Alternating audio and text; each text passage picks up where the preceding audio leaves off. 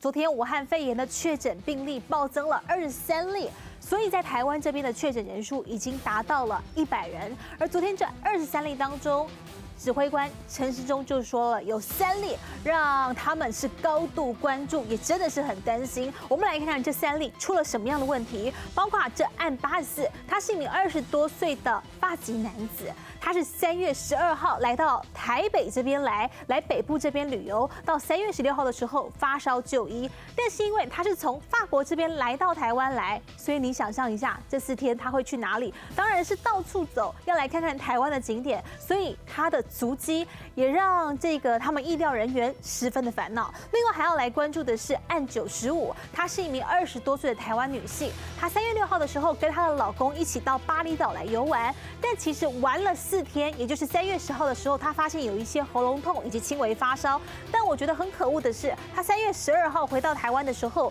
在机场不是就要填写一些表格吗？她隐匿了她自己的症状。但说也奇怪，她明明知道自己有问题，不敢跟机场说，但是她也没有选择回家，她选择跑到随便一个旅馆，然后住在那边，班也没有去上，等到3月16号才进行就医。而另外最后一例，我们要来看的是，在南部这边有一名20多岁的女性，她的生活很单纯，也完全没有旅游史。陈时中担心的就是找不到他的感染源到底是哪里。他是3月12号发生了一些发烧、咳嗽、喉咙痛就医，但是这个退烧药吃了，一开始医生也以为只是一般的感冒，但是等到了3月16号、17号，他已经烧了，算下来整连续6天的时间。等到受不了了，3月17号他跑去挂急诊，医生发现这个状况应该不太对劲，立刻把他的状况拿去筛检，确诊为武汉肺炎。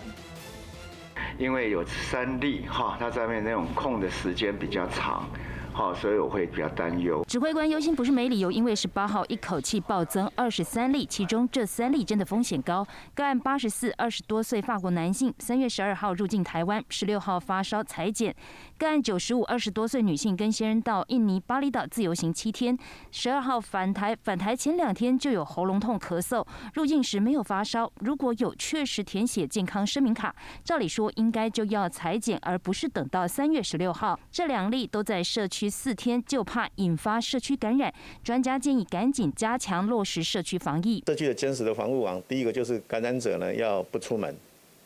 第二个呢是你如果不是感染者呢，你要提高警觉，你要把口罩戴起来，多洗手。那再来是所有人把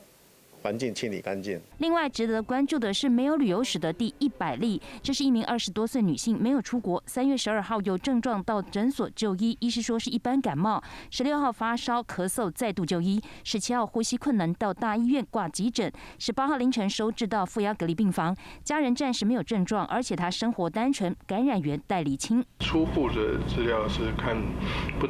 他的家人是暂时是都没有症状，所以还不太清楚他是从哪边得到的？有1半以上的感染者呢，他是找不到来源的了，因为感染给他的那个人，你根本没有把它诊断出来。无症状或症状轻微的，恐怕难以揪出来。由于一段时间没有出现本土病例，个案第100例到底怎么感染到的？社区中是不是还有更多未爆弹？让疫情指挥中心还有专家都高度警惕。记者综合报道。